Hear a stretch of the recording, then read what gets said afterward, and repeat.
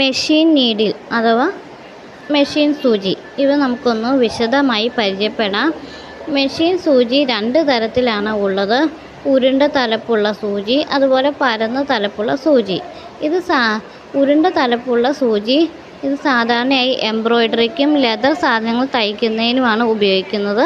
പരന്ന തലപ്പുള്ള സൂചി, ഈ സൂചിയാണ് സാധാരണ തയ്യൽ മെഷീനുകളിൽ ഉപയോഗിക്കുന്നത്. സൂചിയുടെ മുകൾ ഭാഗത്ത് ഷാങ്ക് എന്നും ദ്വാരത്തെ ഐഹോൾ എന്നും പറയുന്നു. ഐഹോളിന് താഴെയുള്ള കൂർത്ത മുനയെ പോയിൻ്റ് എന്ന് പറയുന്നു. തുണികളിൽ കൂടി എളുപ്പത്തിൽ കടന്നു പോകുന്നതിന് കൂർത്ത മുന പ്രയോജനപ്പെടുത്തുന്നു.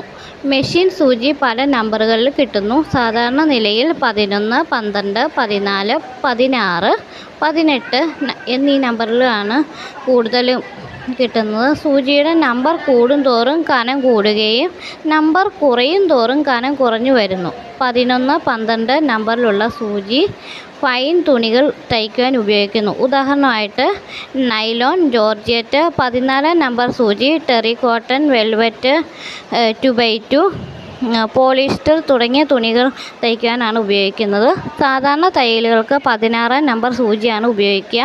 ഉദാഹരണം പോപ്ലിൻ, ലോങ് ക്ലോത്ത്. 18 നമ്പർ സൂചി ഡ്രില്ല്, കാക്കി, കമ്പിളി, ക്യാൻവാസ് തുടങ്ങിയ കട്ടിയുള്ള തുണികൾ തയ്ക്കുവാനാണ് ഉപയോഗിക്കുന്നത്. അതുപോലെ തുണിയുടെ തടിപ്പ് അനുസരിച്ച് സൂചി തിരഞ്ഞെടുക്കേണ്ടതാണ്.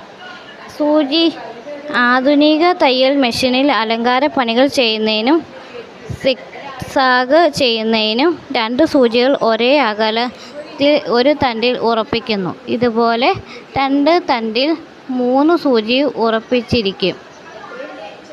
ഇത്രയൊക്കെയാണ് നമ്മൾക്ക് മെഷീൻ സൂചിനെ കുറിച്ച് ഉള്ള ഒരറിവ് നിങ്ങൾക്ക് കിട്ടിയെന്ന് വിശ്വസിക്കുന്നു.